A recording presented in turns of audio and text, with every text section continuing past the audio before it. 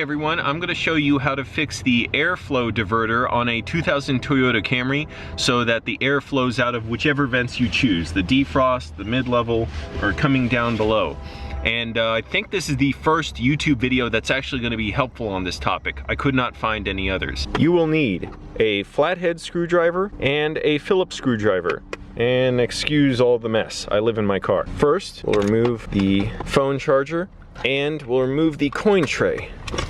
There is a way to have the gear shifter back. I don't really know, I don't care. We're gonna remove the trim. You just put in the flathead screwdriver and you just pry the trim out. Sometimes the bottom part needs a little more work. And this is very easy to remove, all this part to get the trim out of the way. Move the little light here. I'm gonna need both hands for this.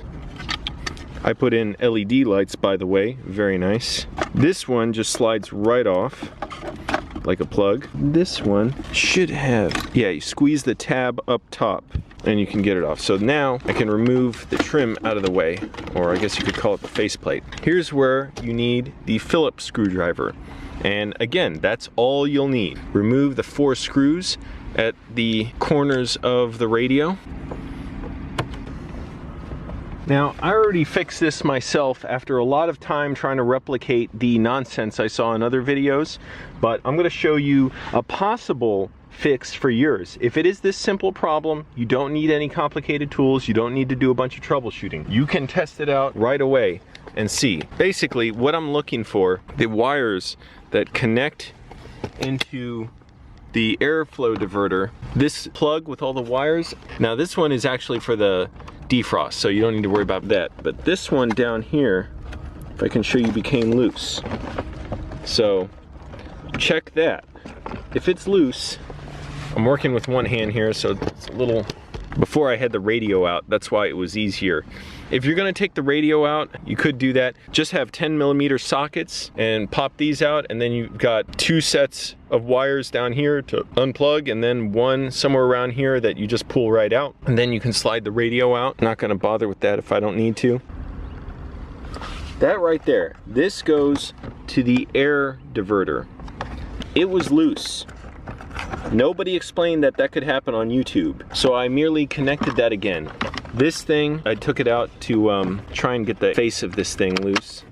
But if you're gonna take that out, all you gotta do, there's a tab under here that you pull. I cannot get the camera in that tight. There's a tab under here, underneath it you pull down, and that can slide right out. Taking the radio off would be helpful as well to get to all this. But if you're just checking for the airflow diverter, you don't have to. Again, right here, this right there, that white plastic has the wires that it came loose on this. So now, even though this is all taken apart, I'm gonna show you that it works. It wasn't anything mechanical. I get a napkin, switch it to front facing. Look at that. It blows. It didn't before. And that's good because once I hopefully get a job, I'm gonna be using the GPS slot. The sun in LA is super hot. I don't want it overheating my phone up here. I want cold air blowing on it. So there you go. And one final note for other YouTube mechanics.